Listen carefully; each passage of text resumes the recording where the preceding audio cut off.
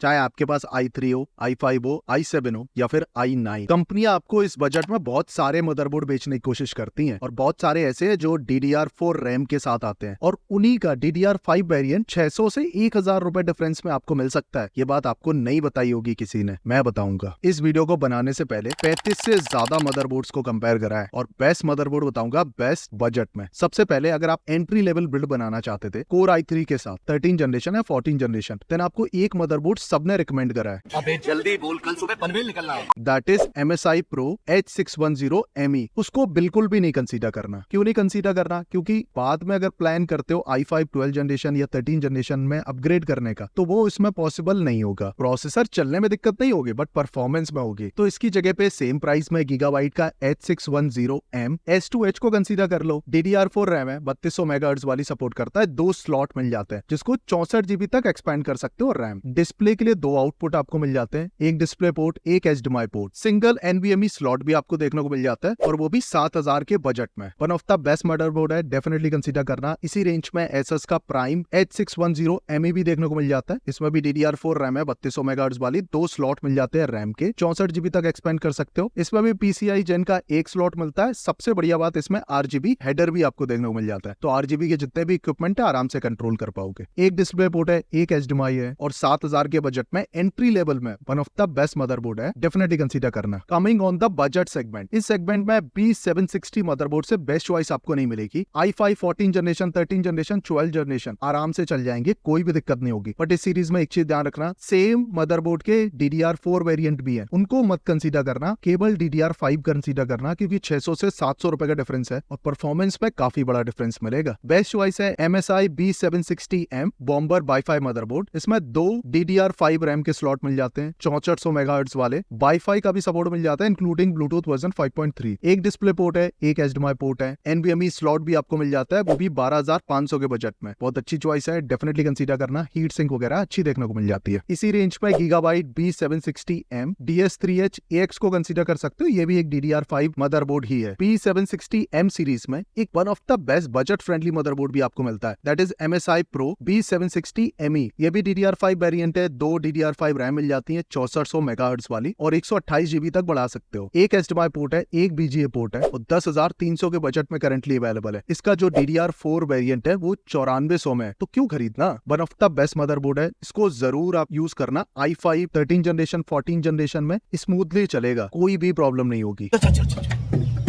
High and अगर PC बना रहे हो i7 i9 के साथ 13 जनरेशन 14 जनरेशन, देन आप Z790 सीरीज को कंसीडर करना, क्योंकि उससे बेस्ट मदरबोर्ड आपको नहीं देखने को मिलेंगे। इस सीरीज में जो बेस्ट मदरबोर्ड है that is gigabyte Z790 UD-AX। DDR5 RAM है, 7600 मेगाहर्ट्ज की सपोर्ट करता है, 192 GB तक एक्सपेंड कर सकते हो, 4 स्लॉट मिल जाते हैं आपको। डिस्प्ले पोर्ट, HDMI पोर्ट भी है, 2 आउटपुट ले पाओगे, वाईफाई ब्लूटूथ का सपोर्ट भी मिल जाता है और सबसे इंपॉर्टेंट चीज इसमें RGB LED स्ट्रिप हेडर भी मिल जाता है। और सिंक तो देखने से आपको पता ही चल रही होगी, बढ़िया है। आराम से आपके गेमिंग वगैरह PC बिल्ड बहुत आराम से बनेंगे i7 i9 के साथ। 24000 के बजट में करंटली अवेलेबल है, लिंक आपको डिस्क्रिप्शन में मिल जाएगी। इसी रेंज में MSI Pro Z790A वाईफाई भी आपको मिल जाती है, ये भी एक DDR5 रैम वाला मदरबोर्ड है, 7200 मेगाहर्ट्ज की रैम है, 256 GB तक एक्सपेंड कर सकते हो, 4 स्लॉट मिलते हैं। Wifi 6E Bluetooth version 5.3, HDMI display port जैसे ऑप्शंस है, इंक्लूडिंग स्लीक डिजाइन और सारे नेसेसरी पोर्ट और NVMe स्लॉट के साथ आती है। करंटली 26000 में अवेलेबल है, डेफिनेटली आप कंसीडर करना ये वाले मदरबोर्ड को। इसी रेंज में आपको और भी मदरबोर्ड देखने को मिल जाते हैं, जैसे gigabyte Z690 Ares Elite AX या फिर Asus ROG Strix Z790H और MSI का Mac Z790 Tomahawk Max। भाई आपका नॉलेज तो कमाल का है भाई का।